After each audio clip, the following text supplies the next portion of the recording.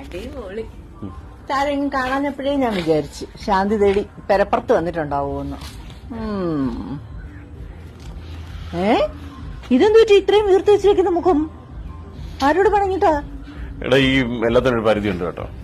എന്ന് പറഞ്ഞാൽ ഇയാൾക്ക് ഇയാളുടെ ബന്ധുക്കള് മാത്രം, ഇയാളുടെ ബന്ധുക്കള്, അവരുടെ കാര്യം അത് മാത്രമല്ല, എനിക്കുണ്ട് ബന്ധുക്കളൊക്കെ.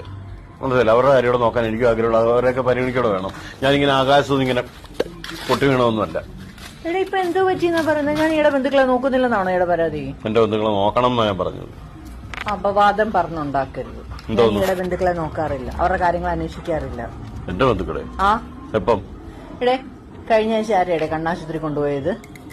കണ്ണുപോയെന്നും പറഞ്ഞ് കൊണ്ടുപോയി എല്ലാം ഓപ്പറേഷന്റെ കാര്യം വരെ ശരിയാക്കിയത് ഈയുടെ അമ്മായപ്പന്റെ അല്ലയോ?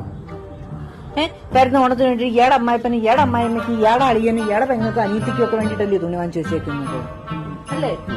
ഈയുടെ അളിയൻ എന്നോട് ഇന്നലെ 500 രൂപ അയച്ചു തരുമോ ചോദിച്ചോണ്ട് ഞാൻ എന്താ ചെയ്തത്? 1000 അയച്ചു കൊടുത്തു. എന്തെങ്കിലും ആവശ്യം ഉണ്ടെങ്കിൽ പോട്ടെ, ഈയുടെ അളിയനല്ലയോ?